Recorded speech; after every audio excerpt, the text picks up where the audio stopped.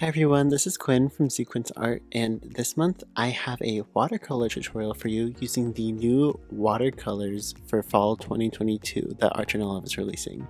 When I got these colors, I couldn't help but want to make something with them. They're just so autumnal and these nice jewel tones, and even the green, the pale moss is just so gorgeous. I wanted to make something with it. So I have a quick tutorial for you. I'm going to be making a woodpecker, and I'm not going to be mixing the colors very much, if at all.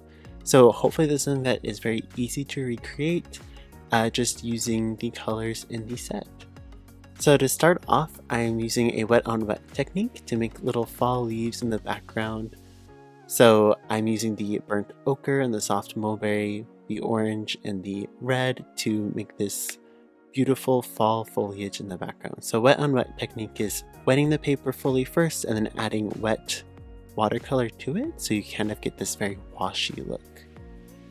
Next, for the tree the woodpecker is on, I'm going to be using what's called a wet on dry technique.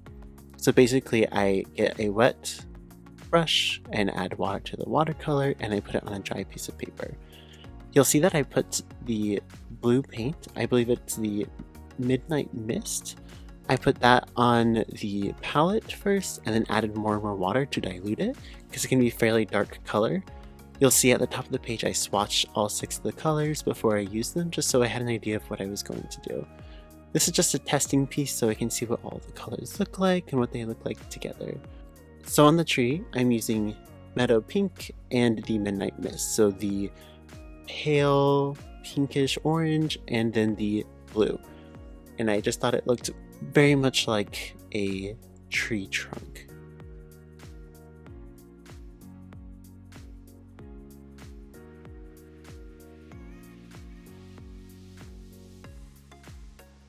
So the printable to go along with this video is actually a way to test different levels and amounts of pigment that you use in your watercolor. So there'll be different percentages, 100, 50, 25. That's how much water you're adding or how much pigment you have. So the 100 would be very little water, as much pigment as possible. 50% would be less than that. And I also suggest that you try layering it.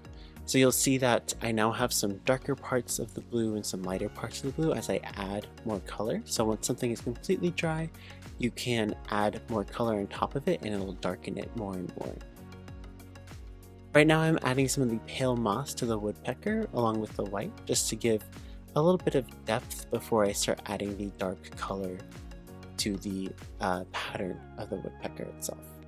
And for that I'm using the dark green, which I believe is called Myrtle, and I'm using that to create the very dark, almost black looking feathers.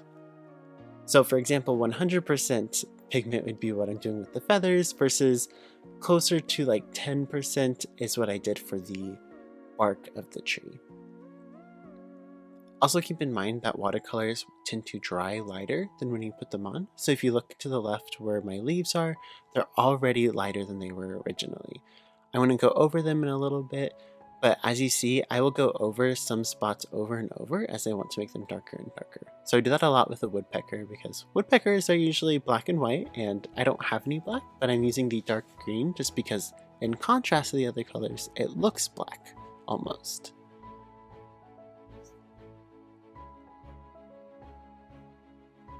And like I said, I'm doing very little color mixing. There's some accidental color mixing in the leaves and on the tree, but that's just through layering. It's not through actually mixing the colors on the palette. So this should be fairly recreatable. You don't have to try to guess what the colors are, and you get to let the colors just shine as they are, which is kind of what I wanted to do with this. I'm adding a little bit of the meadow pink to the bottom of the feathers of the woodpecker, just to give it a little bit more color. And then I'm going to go in a little bit later with some more pale moss to really deepen the color on the beak and on the legs, and a little bit on the white of the belly as well.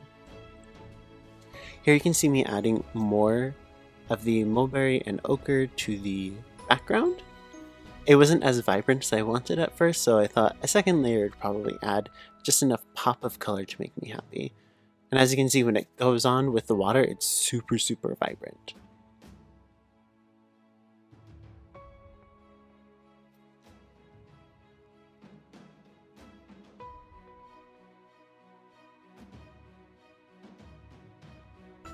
So I'm adding a few more details to the bark and the tree using this very skinny watercolor brush.